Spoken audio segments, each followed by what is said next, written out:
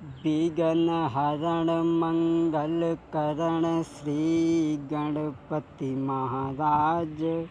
प्रथम मनाऊं आपको सुपूर्ण की जय काज।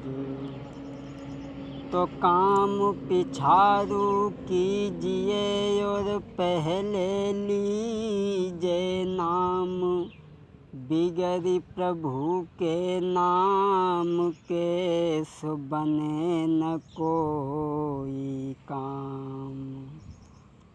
आदरणीय उपस्थित सभी समस्त श्रोता बंधुओं, आज हम आप लोगों को महाभारत का पवित्र आख्यान लेकर के चल रहे हैं। भीष्म बलिदान के बारे में, भीष्म प्रतिज्ञा के बारे में। दोस्तों, जिस समय भीष्म के पिता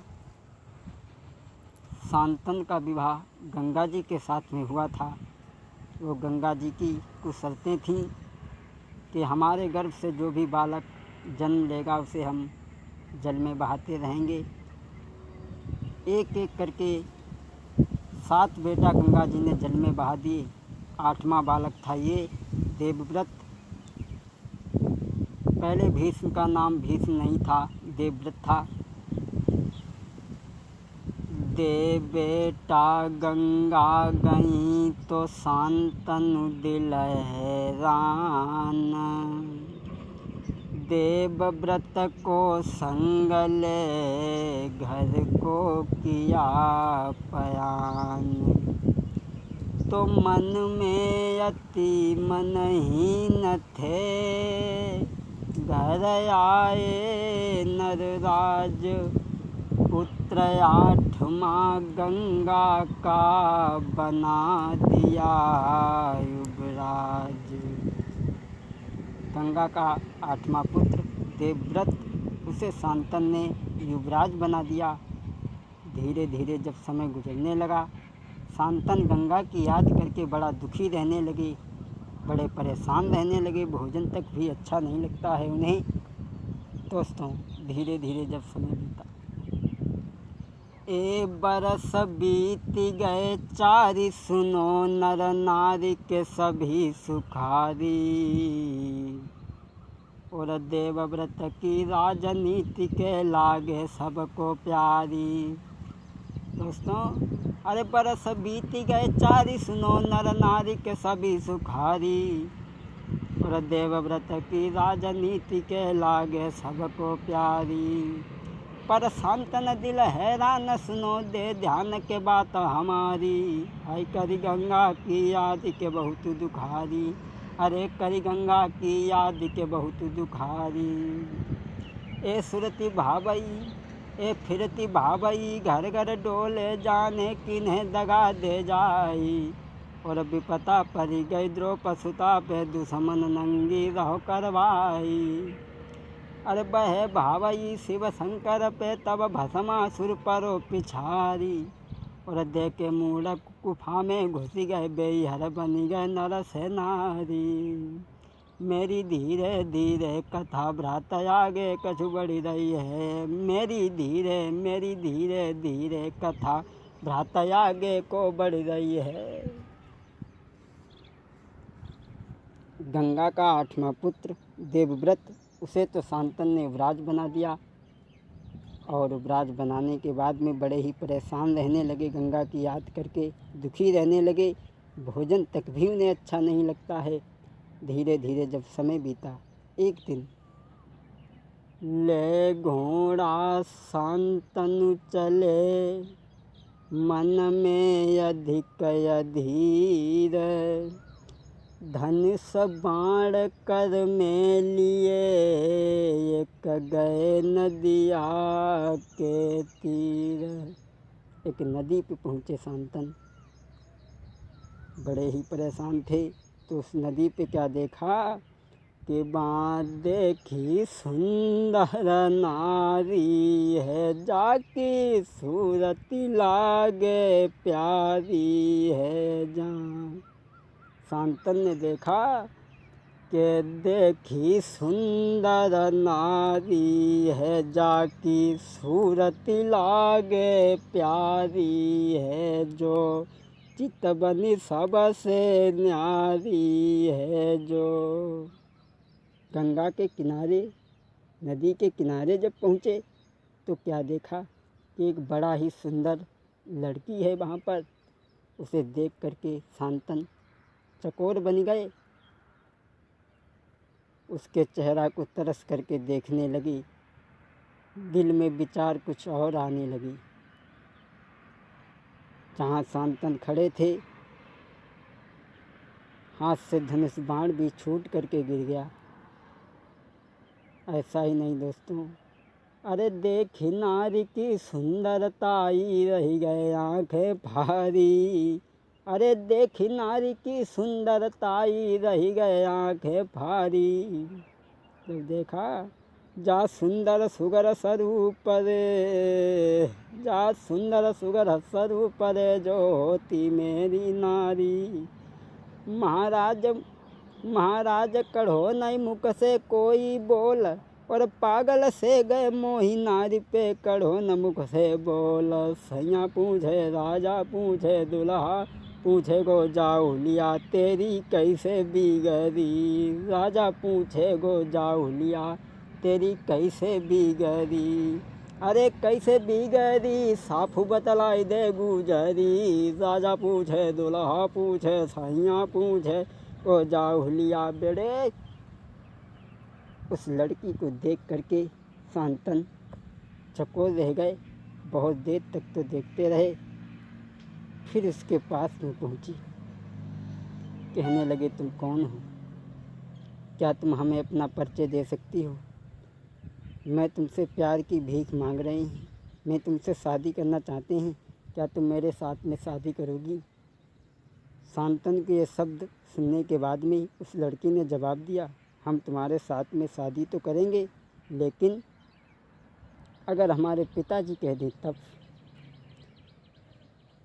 जो कहें हमारे पिता अगर, तो मैं तुमको मिल पाऊंगी।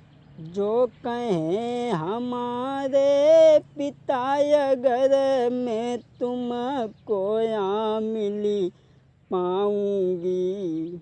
ऐसे हम तुम्हें नहीं मिल सकेंगे, न तो तुम्हारे साथ में विवाह कर देंगे, न तो विवाह कर सकेंगे। तुम बात करो मेरे बाबुल से, जीवन भर साथ निभाऊंगी। बोली तुम हमारे पिता से पूछ लो, जो निषाद हैं, केवट हैं, तभी हम तुम्हारे साथ में विवाह कर सकेंगे। तो तुम बात करो मेरे बाबुल से, जीवन भर टहल बजाऊंगी। कहने लगी तुम मेरे पिता से पूछ लो, तब मैं तुम्हारे साथ चलने के लिए तैयार हूँ। अरे बिना पिता के कहे बिना, नहीं संगत रे चली पाऊंगी। मेरे बाबुल से पूछ ले, जीवन भरी टहल बजाऊंगी। उस लड़की ने कहा कि हम तुम्हारे साथ ऐसे शादी नहीं कर सकेंगे, न तो हम तुम्हारे साथ चल सकेंगे, तो मेरे पिताजी से पूछ लीजिए। शांतन उस लड़की के प्यार में इतने पागल हो चुके थे, इतने दीवाने थे, जो निषाद केवट के पास में पहुंची। हाथ जोड़ी शांतन कहें सुनो हमारी बात। केवट से कहा, हाथ जोड़ी शांतन कहें सुनो हमारी बात। मैं चाहता हूँ सत्यवती बनी नारी रहे मेरे पास। मैं चाहता हूँ कि तुम्हारी बेटी के साथ में विवाह करूँ, आप अपनी बेटी का विवाह मेरे साथ में कर देंगे क्या? और बोले आप हमें नहीं जानते हैं, मैं हस्तिनापुर का राजा हूँ और मेरा नाम शांतनु है और मेरा एक पुत्र है देवव्रत और मेरी पत्नी है गंगा।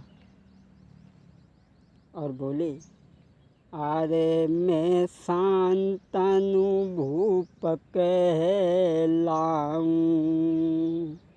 अरे मैं शांतन भूप कहलाऊं और हस्तिनापुर राज चलाऊं और मैं अपनी बात बताऊं रे बताऊं